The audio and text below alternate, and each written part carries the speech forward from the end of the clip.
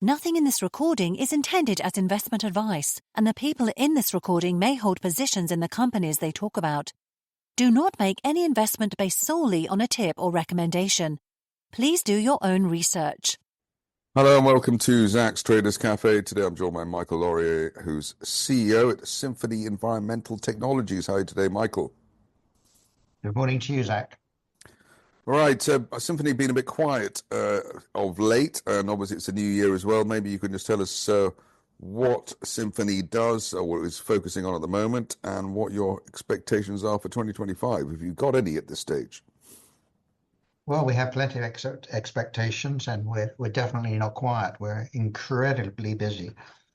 This marks the 30th year of being in business, and we actually floated on the AIM market in 2000, getting the green mark from the LSE something like 2 years ago. So we've got a great listing, which is helpful globally.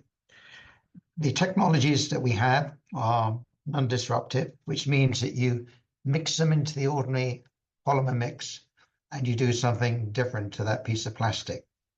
Our core technology is D2W. It makes ordinary plastic become biodegradable, and we're getting to see more and more legislation in support of making plastics biodegradable or coming up with more sustainable opportunities.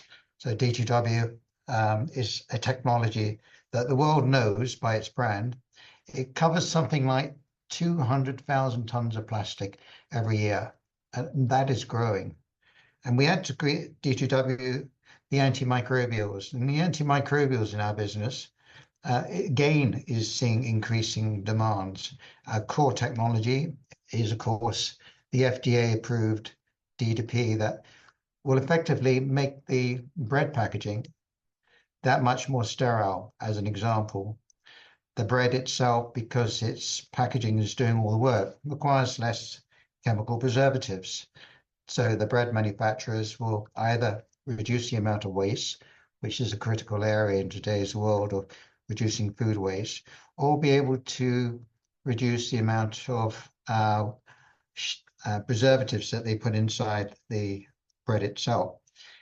Very, very important technologies as the world looks to improve plastic pollution, food waste, improve on crop growing. These are all the areas that the business is getting incredibly busy.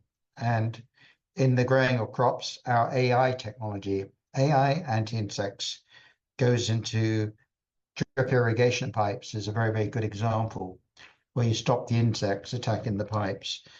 A lot of global demand, increasing coverage that we're getting through getting approvals in different countries to use this technology. Being insecticides, you need improvements. And then, of course, our core business is driven by developing legislation in Latin America that's very pro our sort of technology. India, we're expecting to see some big things during 2025 as we finally complete our testing to get government approval. And in the Middle East, we're seeing signs that they're going to start not just enforcing far more aggressively, but widening legislation. So our view of 2025 is incredibly positive against a background of improved margins, reduction in cost, and a global momentum saying we've got to have this sort of technology to deal with the issues of plastic pollution, or the issues of food waste, or the issues of improving our crop growth. So we're very busy right now, which is why we just don't communicate unless there's something very, very large that we must communicate on. But we will be updating the market very, very soon in general, as we do at the end of every trading year. Well, it was worth, and it's worth talking to you anyway, but it's worth talking to you particularly off the back of Trump and his plastic straws, which I suppose is almost a gift to you in terms of publicity and PR.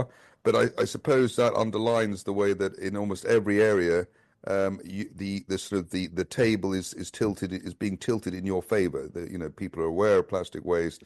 They're aware of, for instance, in the case of the shelf life of bread, that and those sorts of products, that they need to last as long as possible. So everything is really tilted in your favor, even without you having to do strong marketing and strong promotion.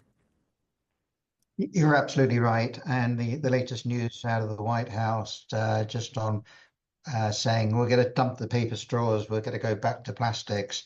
Uh, that news couldn't be better because we got manufacturers in Colombia, in the Far East, and in other areas around the world making straws with our D2W biodegradable technology. And for those that are curious enough to look at some of our promotional materials, you would see that customers in the past, I don't know about current, have been the Burger Kings, the McDonald's, the Subways, all using a biodegradable drinking straw. So this move back from paper to plastics is a very, very big ticket item.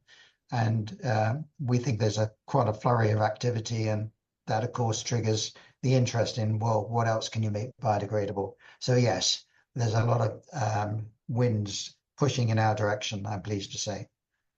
Well, we look forward to more tailwinds for the rest of the year. In the meantime, Michael Laurier, CEO at Symphony, thank you very much indeed. Thank you, Zach.